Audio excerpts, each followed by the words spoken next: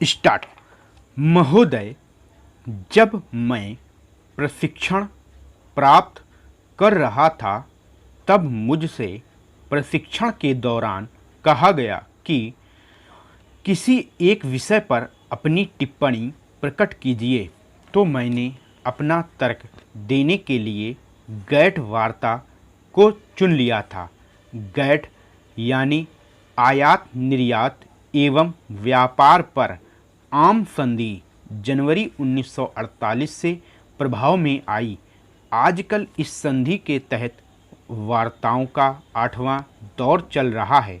यह दौर 1986 से शुरू हुआ और 1990 में समाप्त हो जाना चाहिए था, किंतु यूरोपीय समुदाय और संयुक्त राज्य अमेरिका के बीच मतभेद पैदा हो जाने की वजह से कोई निष्कर्ष नहीं निकल पाया।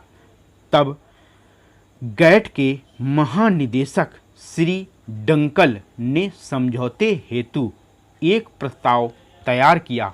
यही वह डंकल प्रस्ताव है जिसका डंका आजकल दुनिया में बज रहा है।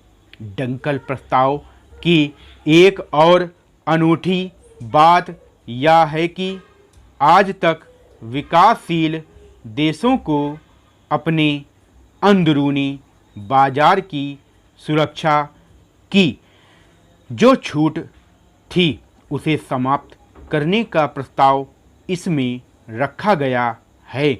तीसरी अभूतपूर्व बात यह है कि पहली बार संपदा संबंधी अधिकार को इसमें स्थान मिला है।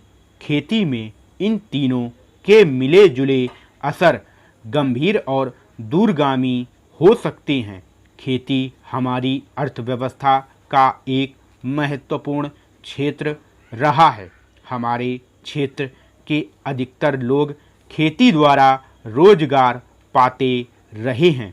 हमारे सकल राष्ट्रीय उत्पाद का बड़ा हिस्सा खेती से प्राप्त होता रहा है। गरीब देश होने के नाते भारत की अधिकतर आबादी अपनी आमदनी का बड़ा भाग अपने भोजन पर खर्च करती है। इसके अलावा हमारे कई उद्योग भी खेती से प्राप्त कच्चे माल पर निर्भर हैं। खेती मात्र आर्थिक गतिविधियां न होकर हमारे लिए एक सांस्कृतिक परंपरा हो गई है। यदि देखा जाए तो डंकल प्रस्ताव मूलतः उत्तर में स्थित विकसित देश का हित साधक है। दरअसल यह प्रस्ताव बहुराष्ट्रीय कंपनियों से सरोकार व्यक्त करता है।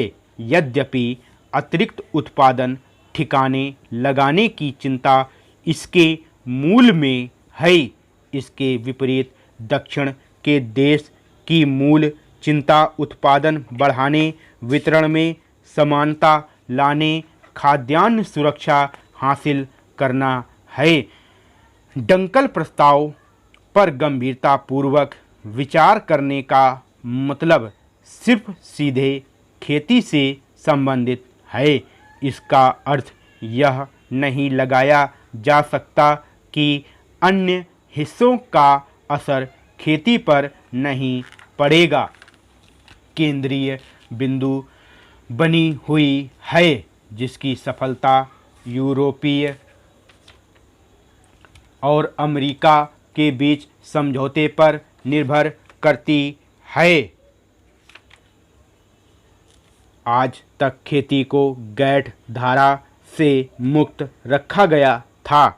कृषि पर अंतर्राष्ट्रीय व्यापार की शर्त लागू नहीं होती थी। ऐसे में आज यदि खेती एकदम से केंद्र बिंदु बन जाए तो ऐसा लगना स्वाभाविक है कि शायद खेती एक ऐसे संकट में फंस गई है जिसका अलग अलग पड़ गए राष्ट्र अपने आप कोई हल नहीं खोज पा रहे हैं। इस बाबत एक विश्वव्यापी प्रयास की ज़रूरत है और वाकई हम अगर खेती का नज़ारा देखें तब पता लगेगा कि ऐसी कई समस्याएं हैं जिन पर दुनिया भर की सरकारों द्वारा ध्यान दिए जाने की आज ज़रूरत है। आदरणीय अध्यक्ष महोदय, जब एकाधिकार खरीदी या राष्ट्रीयकरण की बात सामने आती है तो हमारे विरोधी भाइयों को यह शंका पैदा होने लगती है कि मंत्री जी की पूंजीवादियों के प्रभाव में आने लग गए हैं और वे कहते हैं कि राष्ट्रीयकरण इसीलिए किया जा रहा है कि आप पूंजीपतियों की सेवा करना चाहते हैं और उनसे मिले हुए हैं, जबकि असलियत तो यह है कि 50 बसों का राष्ट्रीयकरण किया जाता है तो निश्चित रूप से वह 50 आदमी जो बसों के मालिक हैं हमारे खिलाफ खड़े हो जाते हैं और वे विरोधियों की शरण ले लेते हैं तो फिर उनसे मिलने का प्रश्न उपस्थित नहीं होता कि हम उनसे मिले हुए हैं। हम मिले हुए हैं कि विरोधी उनसे मिले हुए हैं। वे चाहते हैं कि राष्ट्रीयकरण ना हो। यही बात वन संपदा के ठेकेदारों पर लागू होती है। वनों के कतिपय ठेकेदार हमारी वन संपदा का अनुचित दोहन ना कर सकें, उन्हें होने वाला लाभ सभी लोगों का लाभ बने। इसी उद्देश्य को लेकर हमने वनों का राष्ट्रीयकरण किया है। अकाल से उत्पन्न अभाव और मूल्य वृद्धि की स्थिति को नियंत्रित करने के उद्देश्य से ही हमको अनाज का एकाधिकार खरीदी का निर्णय लेना पड़ा ताकि जमाखोर, मुनाफाखोर और काला बाजारी करने वाले लोग गरीब आदमी का शोषण न कर सकें। इन्हीं सामाजिक बुराइयों को दूर करने के लिए राष्ट्रीयकरण और एकाधिकार खरीदी करने की आवश्यकता होती है। अब इसके लिए इनकी ओर से बहुत से उदाहरण दिए जा रहे हैं और अब वे कहने लगे हैं कि गेहूं का राष्ट्रीयकरण ना हुआ होता तो इतनी मूल्य वृद्धि ना हुई होती। आदरणीय अध्यक्ष जी,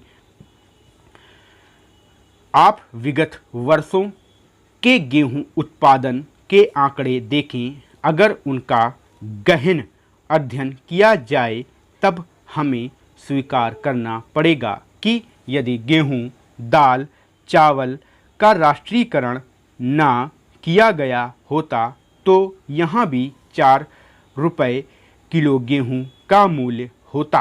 आप मूल्य वृद्धि की बड़े जोर शोर से चर्चा कर रहे हैं कि मूल्य वृद्धि अत्यधिक हो रही है, महंगाई बढ़ रही है।